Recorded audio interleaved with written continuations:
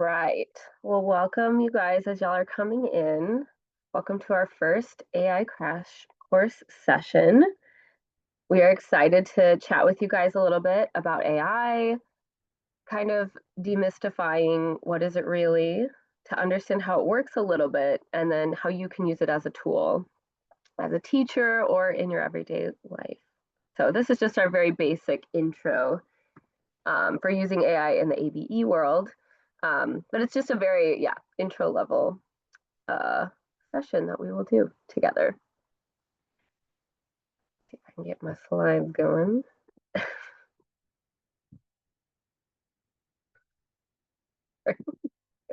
There we go.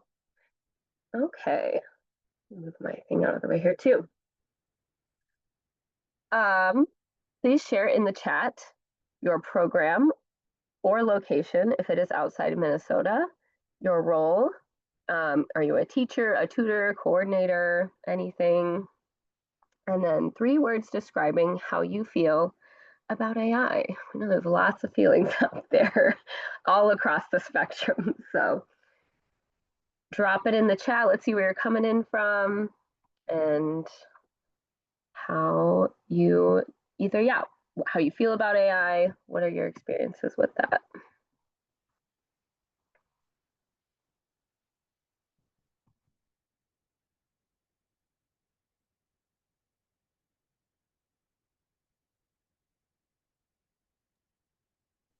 And I think we can introduce ourselves as people are typing in the chat. That's a good point. If you Perfect. want to Well, we'll go go ahead to and the move next to slide the, then. yeah. Perfect.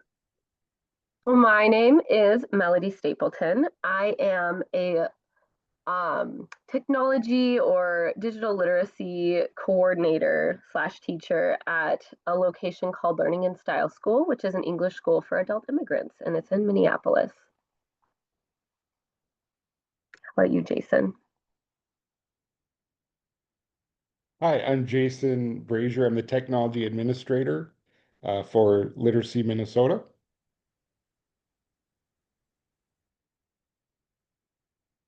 Nick? And my name is Nicholas Holson. I also work for Literacy Minnesota as a digital navigator at the organization's Open Door campus in Minneapolis, where I primarily work with ABE and ELL or ESL students. And I'm Elizabeth Bennett. I'm the one person who is full-time on the statewide distance and digital learning team. But Melody, Jason, and Nick are also part-time members. They do a lot of things, wear many hats, as you often do in the nonprofit world. But we are here to support you, especially if you work in Minnesota. You are welcome to use this help desk email address at any time. Send us all your questions about distance learning platforms and using technology, and we will respond as soon as we can. I'm loving some of these responses in the chat. I feel overwhelmed also. Somebody said might be useful, could be helpful. Yeah. Yeah, that's a pretty common feeling.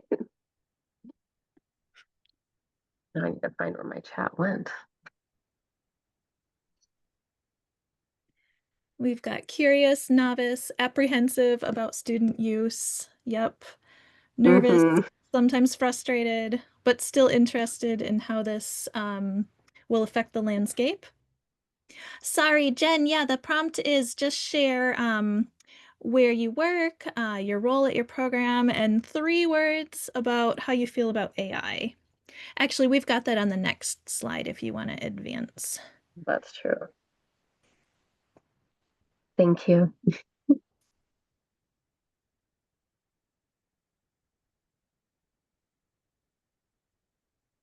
Yes, thanks, Lisa. Hope to learn how to teach AI as a tool, not as a substitute for your own brain. Yeah, I I really love like the that. phrase there. Yeah. Mm-hmm. If there was one way to summarize kind of what we're talking about today, that pretty much is a good summary. can be a helpful tool. It is not a replacement for brains or any human. Love it.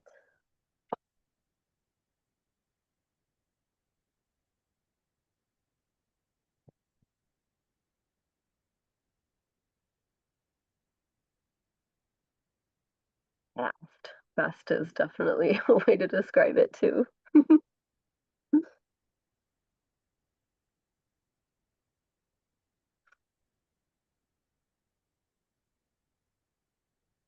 Yeah. Curious and confused. AI is a black box. Yeah. Yeah, it is.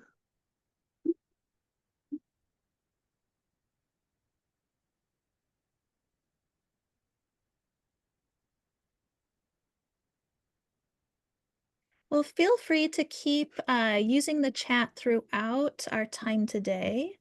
I think we planned quite a few slides and an activity for you, so we'll keep on going, but don't hesitate to ask questions or add comments Yeah. whenever you'd Right like. before we move on, Jen, I apologize if I mispronounced your name. Jen Schreifels Rifles. says, yeah, collect? Question mark? Profit? Welcome, Jet, to the chat. Yes. It's always about the profit. That is another downside is that a lot of the people who run the AI things are the ones who care about the profit, but a lot of the people who maybe actually like to use them as tools maybe want to use it for more helpful things. So that's always something we're having to battle. So we will also touch a little bit on considering ethics. So stay tuned. Okay. So today is our first session, focusing on just what is AI, what are effective prompts, and that will be a big focus of today is teaching you the basics of making an effective prompt, what are best practices for that so that you can really get out of it what you want.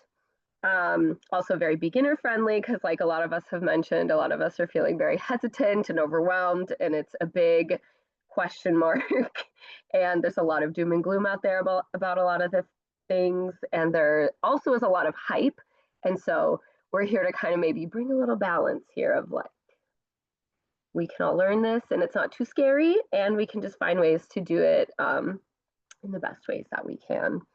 So we'll show you how to navigate it a little bit. And then the next two coming up, the next session, I will focus a lot with Elizabeth on, and it'll be mainly me, but talking about AI for teaching. I'll be talking about a specific platform called Magic School AI. And so this is a specific AI platform that they've created to help support teachers to create anything you could probably think of. And so I will explain some more of that the next session. So try to come back if you can. And then the last session will be us talking kind of just about more general situations about how AI can be used. And we will be touching on kind of misinformation and appropriate and responsible and ethical usage of AI because we do really care about that too. So um, if you are able, come back for those sessions and we look forward to doing those as well. So to get started here, we're going to really talk about what is AI. And this is my little silly icebreaker. I want you guys to look at these pickup lines. I want you to read them and then share in the chat. What are you noticing about these sentences and yeah, just share what you notice first in the chat. Anything. Sorry, I open this again.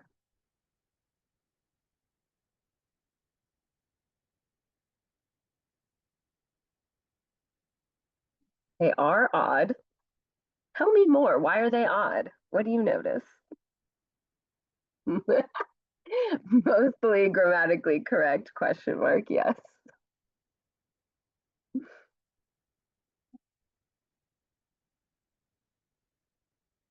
Yeah, they don't really make sense. Wow, already trying these out with your partner, Nick. I'm glad you got to try them out.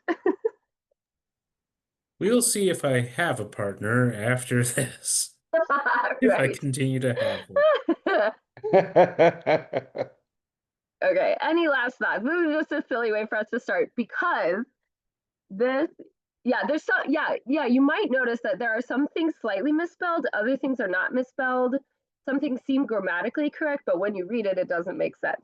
So the silly thing about this is that these are actually pickup lines generated by a language model. And this comes from the book called You Look Like a Thing and I Love You. It is one of my favorite books by the author Janelle Shane, who is a researcher. And she spent a lot of time with language models. And she started this, gosh, I don't know, it was years ago already now, but in the early stages of when AI was becoming more of a thing.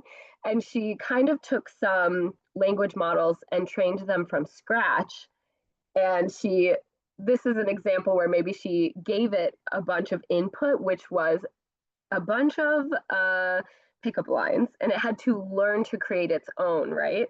And so that I felt like it's a good example of how, if we go back real quick, if it kind of shows how AI works in general, where especially in a chatbot, when you have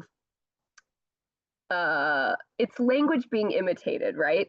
So in this situation, okay, sure, it knows how to put some letters next to each other correctly and maybe some words that could go together, but it still doesn't really make sense. And so I think it demonstrates well how a lot of AI is like that, where it's really not thinking, it doesn't know anything, it's just actually an imitation of language rather than actually speaking the language, if that makes sense. And just a side note, yeah, you can read her book. Probably I found it on Libby if you ever want to find it for free. But she also has a blog called AI Weirdness, which I highly recommend if you want some laughs about AI. So my background, first, a few years ago, I used to be an elementary teacher in EL, but then in transition out of that, for 2 years, I was an AI data trainer. And so, just to give you a little idea of what that even means or looks like, usually what would happen is that there are some researchers who work with these, they're called language models, which is what you would usually interact with a chatbot. These researchers have a certain project they want us to work on to help improve the language model. And so maybe it would be something like following instructions. So it would be, okay, we have to tell the chatbot to, we would give it a long list of instructions to write an email, format it a certain way, say all these things, include this type of information, and see how much information it really could follow. And then we would work with it on what it did well and what it didn't. Or we would sometimes have a lot of our projects really were just reviewing feedback from a lot of users using these chatbots. So if you've ever used some of these chatbots, you'll see sometimes there's like a thumbs up or thumbs down option. And so a lot of those would come to us, and then we would go through to see, well, what happened here? What did the language model or the chatbot do wrong? And we could help train it to be better. So I guess I still kind of already explained most of it, but of course, they pick a project, they put us all on one of those projects. And then really essentially what we are doing is we're interacting with the chatbot, or we are reviewing these past conversations and then annotating just to say what went well and what didn't. And it just felt like grading papers or teaching, instead of teaching humans, it was teaching a sort of algorithm to maybe do something better. So that's essentially what I did for 2 years, was interact with this chatbot and try to help it improve to do things correct. So maybe if you think of the silly pickup lines you saw in the beginning, it would be, I could maybe, let's say I saw something like that, then I would have to annotate and say, okay, you were close here. This was grammatically correct, but a tringle, we don't know what that is. That is not a thing. So maybe don't say that. Or usually in a pickup line, you would say something more like this, and this would make more sense. So obviously we did not focus on pickup lines in my job, but maybe if that gives you a slight peek into how it works behind the scenes with a lot of AI in general. So maybe not just a language model or chatbot. A lot of these AIs now are also image generation and other things.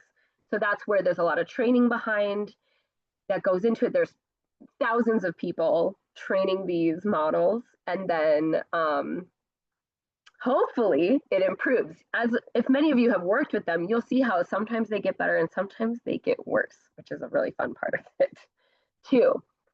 The last thing too I want to point out here is really demystifying what AI is.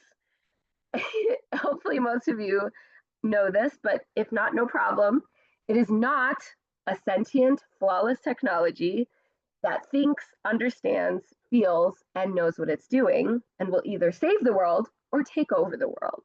So there's a whole spectrum of experiences or feelings with AI. And sometimes it can feel very scary, and sometimes it feels like, wow, this is the best thing and it's going to change everything. And so, even when I was a trainer, one of the things we had to make sure it did not say was, I feel good or I think this. It would usually have to say, I am only a language model. I do not have feelings or think things. But as you've probably seen, many do not have that rule anymore, and it becomes very confusing.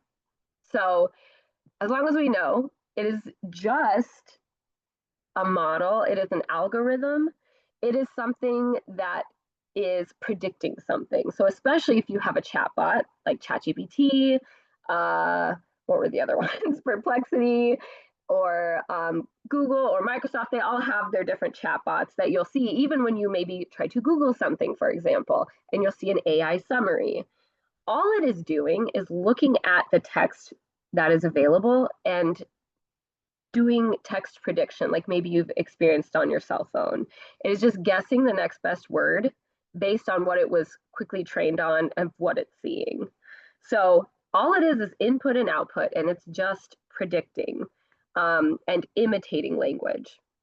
Many of the models today, like I was saying, are beyond just language models, and they're also constantly learning. I say learning, being trained from data, and are being created to train itself.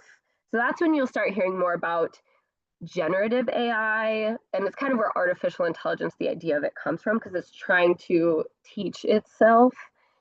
But ultimately, it is all just a tool, which is some of you had that sentiment, and I appreciate that. And so we want to show you how, even though it can be annoying and scary, that we can use it as a helpful tool, and we have some ways to approach that. And I'll hand it over to Elizabeth. Thank you, Melody. So I am just reporting out to you these 4 principles for AI use. These are from, I have like an actual physical book, Co-Intelligence by Ethan Malik, which is linked in the handout that we will provide to you. It's a very readable, like beginner level, easy to read book.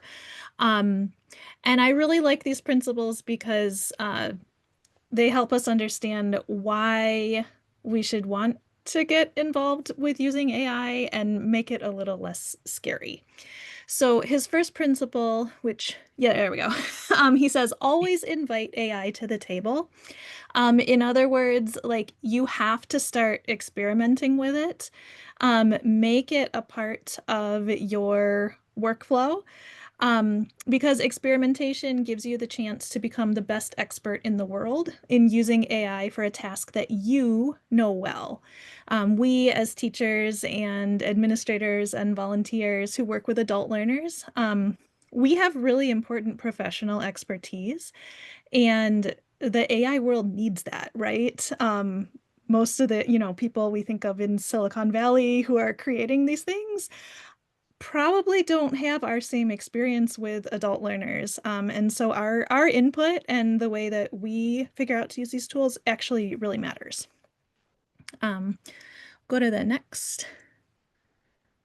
Sorry, I added animation. Um, No, that's good. yeah. So the second principle is to be the human in the loop. You have to keep in mind that AI, again, even though it feels really weird sometimes, like someone is actually talking with you and understanding what you're saying and communicating with you, that's not what's happening. There is no human being, there is no intelligence, no true intelligence, and certainly no sense of right or wrong or ethical or unethical or even good or bad. Um, so they're trained to predict what they think you want to hear.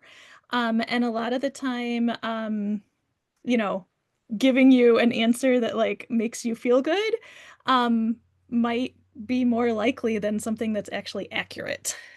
So you have to always use the AI, but be the human, be the judgment, be the supervisor of the AI. Um, the third principle, I think this one is my favorite, is to treat AI like a person, but tell it what kind of person it is. Because again, it has no sense of right or wrong or good or bad. Um, this is an imperfect analogy. We don't want to get too carried away with thinking of it as a person. But I like this idea of like think of it as an alien person. It sort of understands what humans should be doing, but it's got some really weird alien ideas. Um, Another analogy that I find useful is to think of it as like an infinitely fast intern or an intern who's like really eager. They really want to make you happy, but they're not always telling the truth. They're not always accurate. They're giving you a lot of stuff, but it's not necessarily anything that is useful. And then the fourth point is assume that this is the worst AI you will ever use because AI is always changing.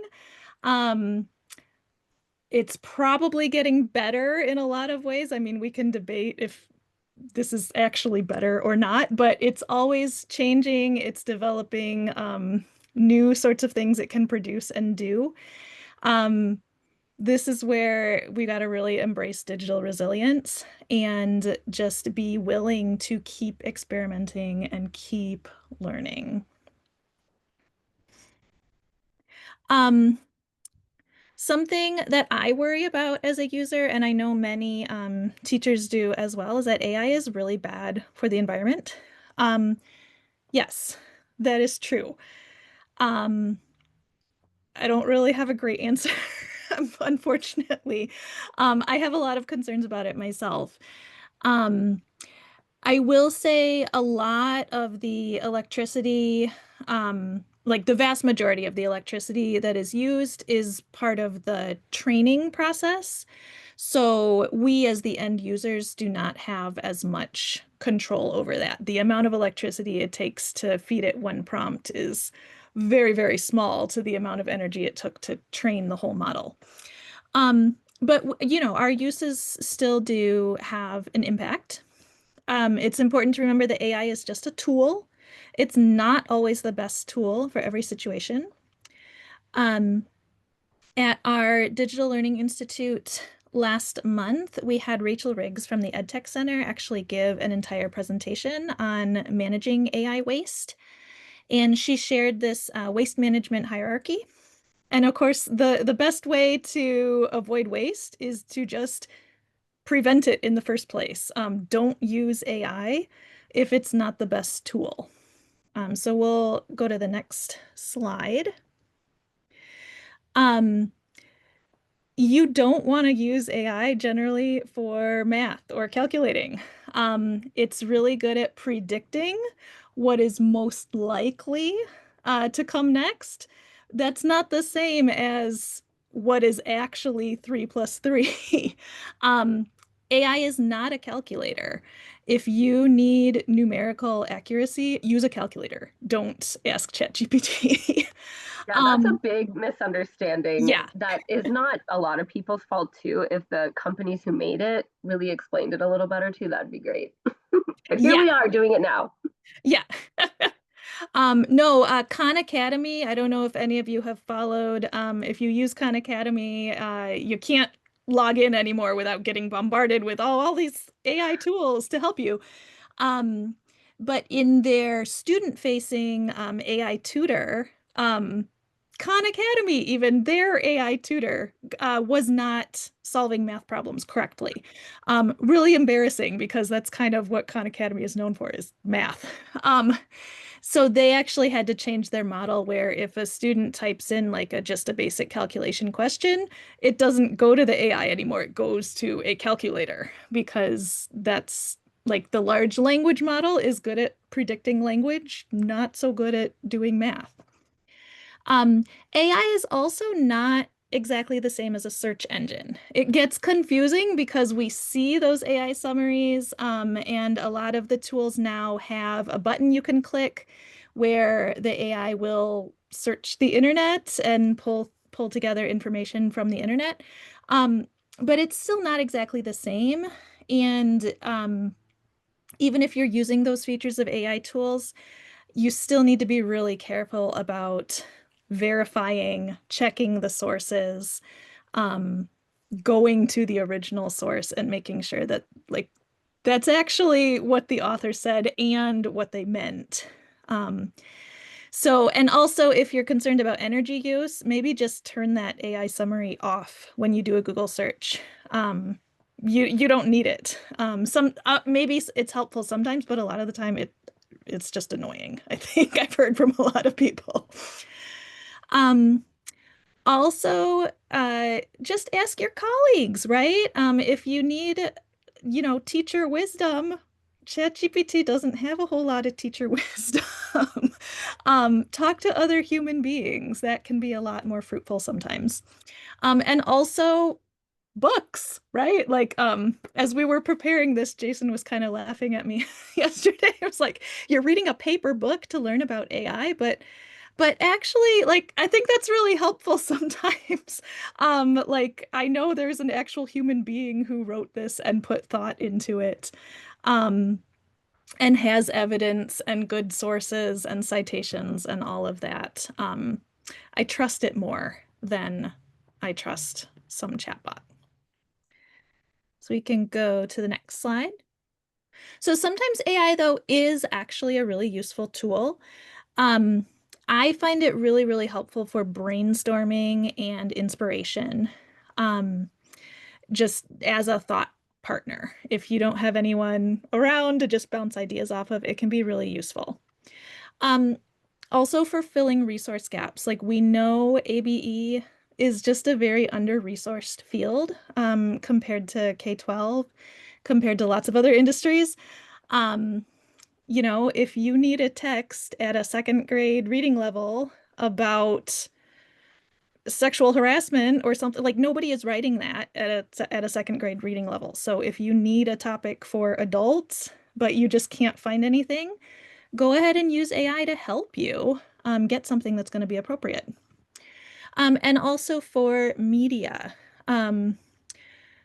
I have mixed feelings about AI image and video generation. Sometimes you can get really good results though.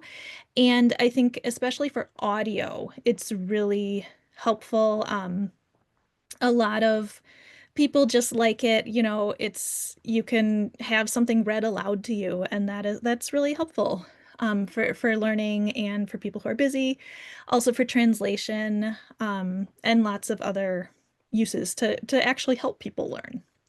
And of course, like that first AI principle, we have to actually use AI in order to learn about it and to figure out when it's actually going to be useful.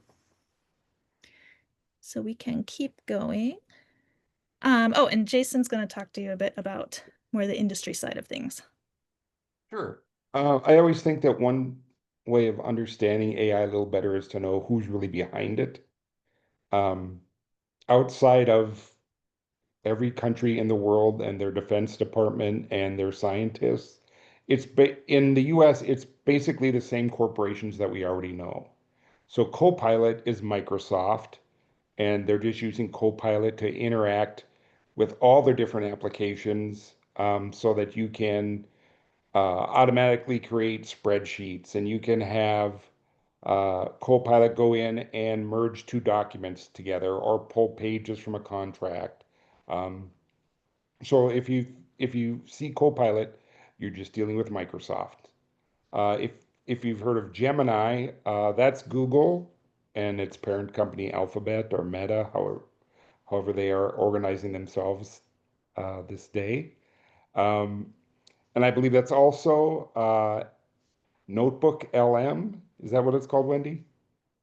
Do you remember? Yes, Notebook Oh, LM. Notebook LM, if you've heard of that. It's more of a research tool. That's also Google. OpenAI is its own company. They do Chat GPT. Um, and their thing is they want it open to everybody to help everybody learn things. Uh, Anthropic, which does Claude, which is a great tool for doing the visual stuff, creating pictures and stuff. That's former OpenAI workers who just decided they want to do something to do. Sorry, I got distracted by the chat. They want to do more visual stuff instead of chat stuff, use its power to create images and stuff. So really, Claude and Chat GPT are linked. Uh, Oracle, we've heard of Oracle. They were probably a little bit bigger in the 90s, that we talked about them a lot more than we do nowadays. So Oracle is the company, when you think of cloud space and all the computing in the cloud, so who really has all the servers and hardware to back everything up? Oracle is providing a lot of the hardware slash cloud services for AI. They have contracts with TikTok US. They do the cloud stuff for OpenAI and for Mace and for Facebook slash Meta. So they're big in that range of things. And then we also have Adobe has AI now, Canva has AI now, Perplexity, it's is its own thing. It's actually the browser that I use, or the tool I use a lot more than the other AI ones. But that's really funded by Amazon, is one of its financial backers. So it's Amazon. We've used Siri before. We used to use Alexa. Grammarly was kind of probably the first AI tool, as I've come to know them, that to me was an actual AI tool. It'll help you predict and find errors in your writing. And I think at some point it's just going to break down to these companies will find their little domains and where they're good at, and they'll end up being, just like every other piece of software, there'll be three or four big ones, and then everything else will shake out.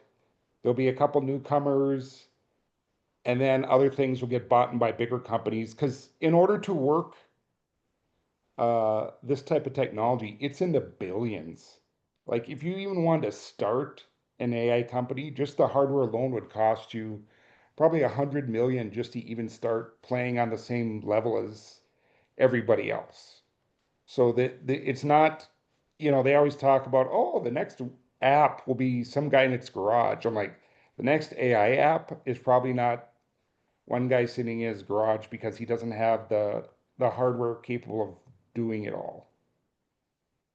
So, and then if you want to talk another country, we always talk the US, China. DeepSeek is kind of the Chat GPT from China, which Oh, sorry. which I think the US is kind of banned and Australia's banned it because they say it tries to grab too much information. And I don't know exactly how all those wars fit with TikTok versus the US versus China. It's all political, but those are some of the things. Can we go to the next slide? So the one single biggest player right now in AI is actually NVIDIA, which their logo color is green, and it's supposed to be the new version will make the VIDIA is like a Latin term for making people envious. So it's some computer software people who came up with a name because the next version or the next thing we make is going to make everybody else envious of our company. So they're a California company. They have factories in Taiwan, Arizona, and they're building a new one in Texas. The Taiwan one is where all this political talk about the US versus China and Taiwan and how China might take over Taiwan because they want the factories. That's that's kind of a true thing. That's where, you know, most of the computer chips that can run AI come out of factories out of Taiwan. I don't necessarily think that that's going to lead to a big world war or anything, but it is an economic war going on, and who gets the chips fastest and the best chips will have a foothold in the new economy. If you think about the changes and how the internet affected everything, we'll see those same changes again in the world based off of AI, and everybody's just trying to grab a foothold while they can. So NVIDIA makes computer chips. You've heard of a CPU, a central processing unit. They make GPUs, and they're actually designed to multitask. A CPU is designed to have a list of things and go through that list faster than you can imagine, but it's one thing at a time. A CPU is designed to do lots of things at the same time. So they actually have different purposes. There's some things that, you know, a CPU might be better at than a GPU. But for AI, it's GPUs. And NVIDIA makes 80% of all the computer chips used in AI right now. So that's why they are they have been in the news in the last several months about how important they are and how much money their stocks got up. Yes, many of the new as Nick said in the chat, many work laptops actually contain a GPU, and I know I've bought a few newer ones that actually have, you know, chips set for AI. They advertise them on there that they can better handle the demands of AI. I think the normal office worker, it probably won't matter that much because we just don't use it yet that much. In a few years, when everybody's using AI and telling Copilot and Gemini to merge documents and stuff, it may come more into play. But if you don't have a GPU in your computer, you're okay. It's all right. We still only type Yeah, as fast as we type. Yes, Nick. I'm going to interrupt. I add that in to stress that GPUs have a legitimate use either as AI or for the aforementioned data modeling, because their other primary use is making very fancy graphics in video games, Yeah, exactly. or I suppose CGI modeling. Yeah, absolutely. Yeah, so that's who's who in AI hardware. I'm sure you guys know lots of them. I think the other thing that'll happen is every soft piece of software you have, like we talked about Khan Academy and Canva, they already have things. They're not inventing AI. They're just taking AI tools somebody else developed and they're inserting them into their piece of software in ways that they think will be beneficial to you. So the adoption of it may be less, we're going to something new than this product we've already used now also does AI. So that's what that's the stuff that I've read and researched. That's the trend of things. The big players will be the big players. There'll be a couple new people. Everything else will just try to incorporate it. Any questions?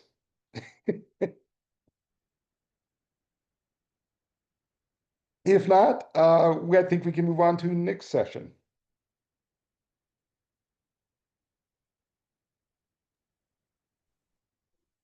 All right.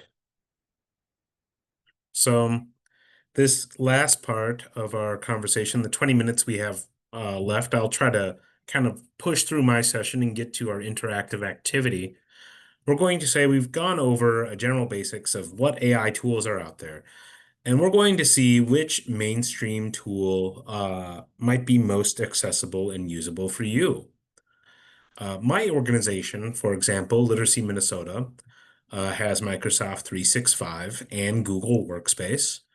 So I have access to the paid Google Workspace versions of Copilot, Microsoft's chatbot, and Gemini, Google Workspace's chatbot. And I can access those on my work laptop by opening up a Copilot for Microsoft 365 app. This can get a little confusing because there is a paid version and a free version. And the goal of the free version is to try to get you to sign up for an individual subscription, not a workplace subscription. So I had to uninstall the consumer version of Copilot and make sure that the Office 365 version of Copilot was installed. So it's one of those things where you have to read a little bit of the fine print. You have to pay attention to what version you're reading. In the chat, if you know, please shout out what your work provides. Does your work provide you with Google Workspace? Do they provide you with Microsoft 365? Do they provide you with other apps? Are you expected to kind of pay your own way or whatsoever you? In the meantime, let's proceed to the next slide.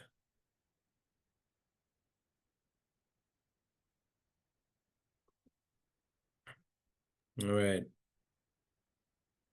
I'm good either way. If you want to do it, or I can.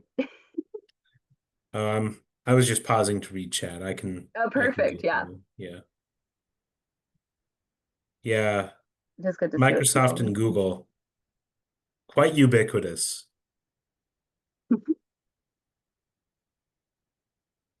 Yeah, so we'll go through how to generate an effective prompt on your selected chatbot, and we'll get to making sure everybody's prepared here. So I'll plow ahead on this slide, and if I miss something, Melody will chime in and be like, "Hey." Perfect. Go Yeah. for it. So when you actually get down after you've taken stock of what you have, and you're like, "Okay, I want to try a prompt," we urge you to take a minute to think about your prompting. As mentioned earlier in the presentation, you're kind of more directing an AI in general directions. And we kind of had a few metaphors, treat AI like an alien person, remember that it's just a machine, it's not fully sentient, so it won't intuit, it doesn't make intuitions in the same way. It's being driven by some algorithm. I think of AI like a river, and you're trying to direct that river with certain things that you put in its way, with certain ways to either block the flow or alter the river's trajectory. So one way to engineer a more effective prompt is to make sure to be more detailed.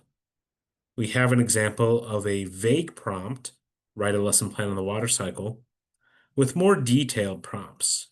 And at first, sometimes you will spend just about as much time shaping your prompt as you would making a lesson plan in and out of itself. That's kind of the learning curve on using these tools. Here at the bottom, on the more detailed information, they've added in details about what specific topics they want to add. They've mentioned a standard.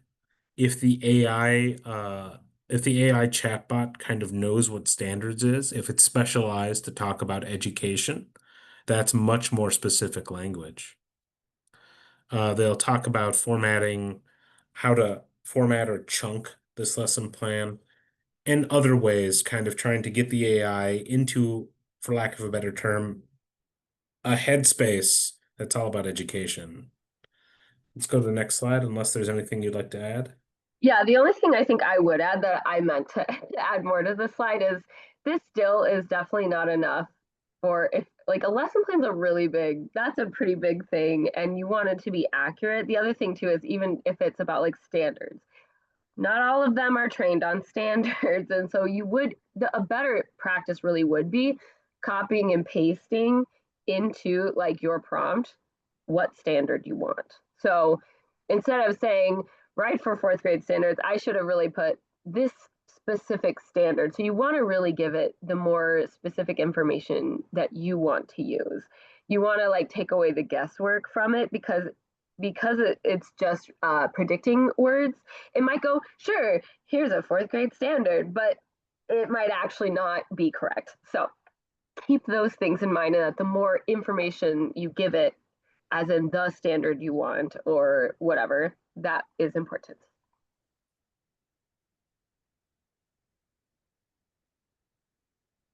All right. I also forget if this was you or me. I apologize. This Where one are was these? not me. Elizabeth, did you put this? It's good though. I like it. Yeah, Yes, this might be me. this was another slide from Rachel Riggs' presentation. I did not create Got this.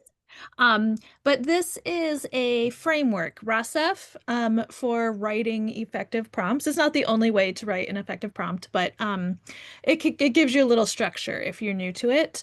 So you tell the AI what kind of person is it supposed to be? You are a teacher, you are a travel agent, you are a parent, whatever. Um, Action, what exactly you want it to make, context for adult learners, not for second graders. Give it an example, copy and paste a rubric or an exemplar lesson plan or a template or whatever.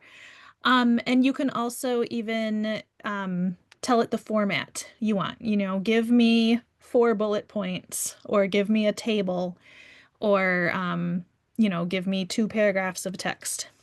Um, and also you can specify the length also. So AI likes to give you lots of stuff, but many situations I don't want to read through 10 flowery ChatGPT paragraphs. Just give me some bullet points or give me 100 words and that's enough. So that's the better prompt you put in, the better output you're going to get. We can go on to the next one. Um, Nick, I'll just go through this quickly. So we're gonna set you loose in a moment to go and try out some things. Many of these platforms, you don't actually need a login, but if you do it on the public site without a login, nothing is saved. So it can be helpful to log in because then you have a record of the transcript. And that's another way to reduce AI waste is by reusing things that you've already created. Oftentimes, the easiest way to log in is to just use your Google account. So very helpful if you know your Gmail login info. We'll go to the next slide, and I'm gonna drop this link in the chat for you. So we do have a handout that has the task on it. So you can either type the tiny URL, maybe pause it if you're watching the recording to get to the handout, or if you're in the live session, you can just click that link. That'll take you right there. We want you to choose just 2 tools. Use the same prompt in each tool and then do some compare and contrast. What do you notice? What's good? And what do you wonder about? What is just weird?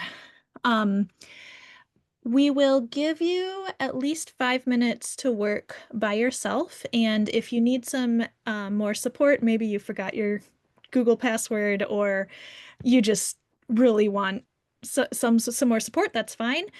There's going to be one breakout and Nick is going to be in that breakout. So you can join the breakout if you would like more individualized support from Nick. Otherwise, I'm just going to pause the recording and be quiet and give you some time to work, and we will reconvene in a few minutes.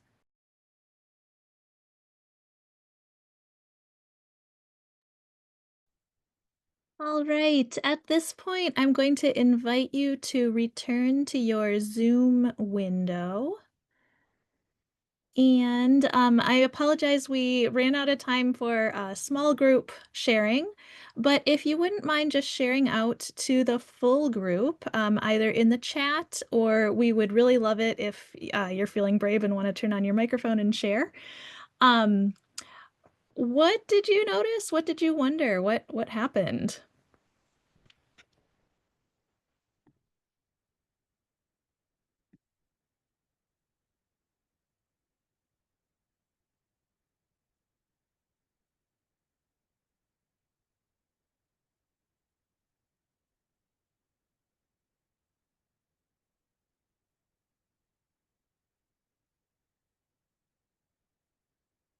Welcome back. If you are in the breakout, we are encouraging everyone to share out either in the chat or just use your microphone and share with us what happened.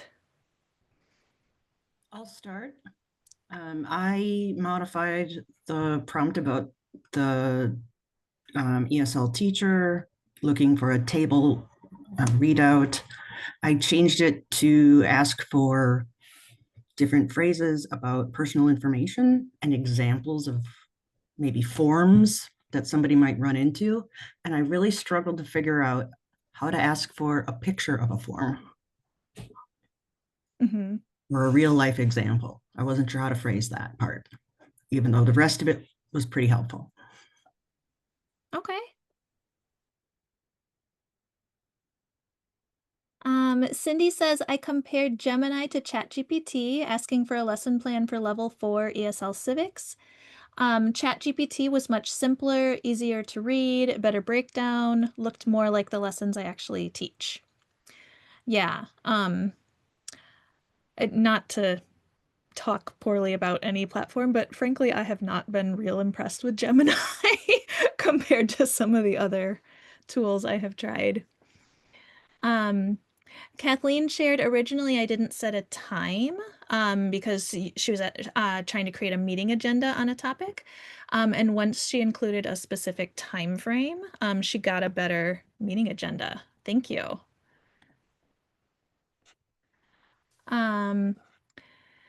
Miriam says I used Gemini and ChatGPT to create a small passage for a Japanese 1 lesson, and the sentences were very similar, including vocabulary.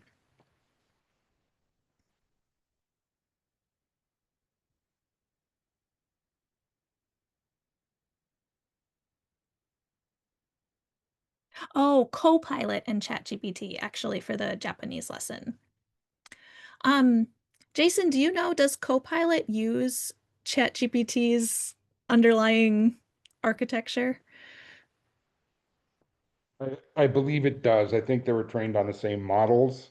I don't know Yeah. 100% for sure, but a lot of the companies share models or use the same model underneath that underlies everything. Mhm. Yeah, and so that could definitely be the reason why you put in the same prompt to different tools, but you get basically the same result sometimes. Tammy shared I used Gemini and Copilot to create a lesson based on the prompt I would like a reading comprehension lesson about the history of using the word Indian for Indigenous people of the Americas. Assessment should include identifying the main topic and supporting details, as well as key vocabulary. The reading should be on the 3rd grade level for adult learners. Format a lesson with short answer assessment questions. That's a very detailed and specific prompt. Did you get anything that you think would actually be usable, Tammy? I'm curious.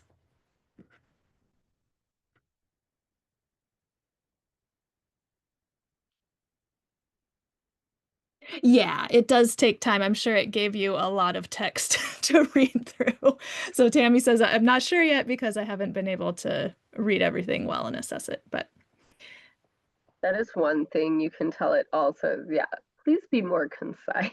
yes. Because that was even one of the things that I know we had to work on was sometimes it was quite verbose and we had to say, Yes. okay, please be more concise.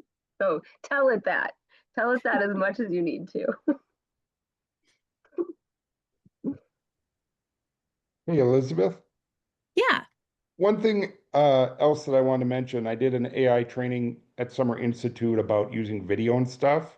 So if anybody's planned to use video or create images, a lot of them will let you make like 1 or 2 or 3 free. And then after that, Mm, you have to pay what they call tokens.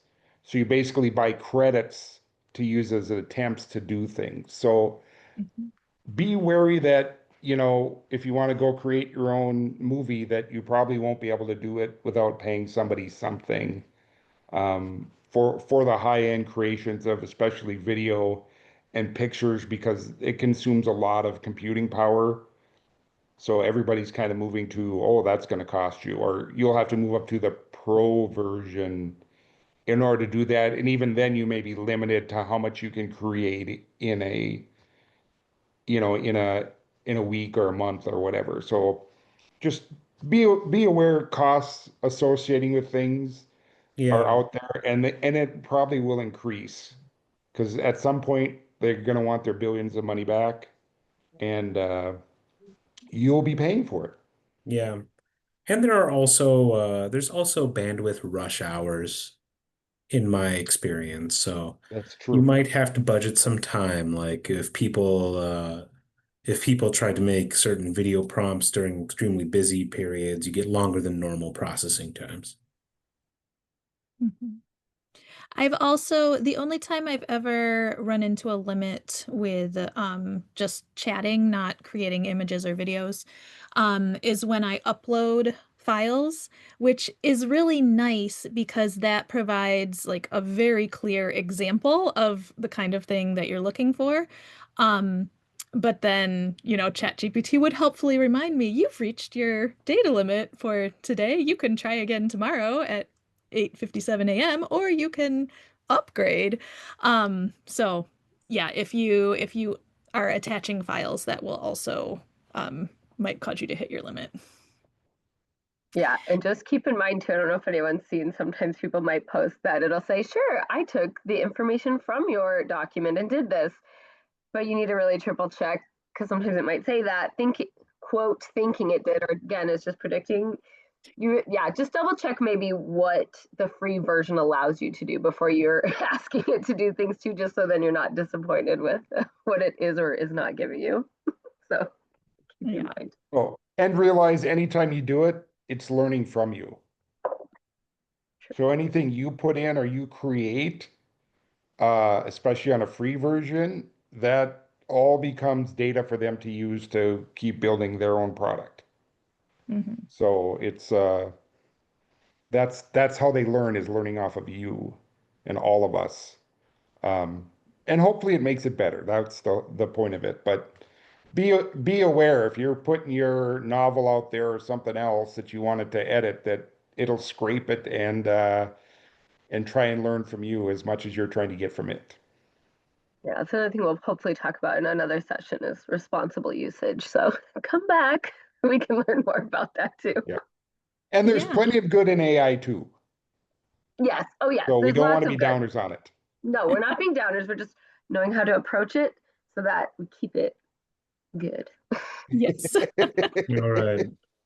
Should we move Um, to wrapping up this session? yes, we should in the interest of time. Yeah. So I did not prepare any sort of homework assignment for you. So no homework. Um, Other than if I would encourage you to keep playing around and experimenting a little more with the tool or tools of your choice. Um, and then next week, we'll dive into an education specific tool and see what that looks like for creating not just lesson plans, but Yes. rubrics or choice boards or academic texts or all sorts of things. And it's free. Yes. And then there's one more slide. Just to let you know, there will be a follow-up email. In the email, there will be a link to an evaluation. So submit the evaluation, and then you will be able to download your CEU certificate for the session. Ruth, thank you. And I was wondering if the crossword puzzle prompt would actually produce a crossword puzzle. And Oh, that's Ruth fun. said Yeah. it did work in Copilot and Gemini. I'm gonna have to try that. Sorry, what? So No, thank I'm you sorry. so much for attending. We can stick on for a few more moments if you have any other questions, but otherwise I'll stop the recording. Have a great day and hope to see you next week.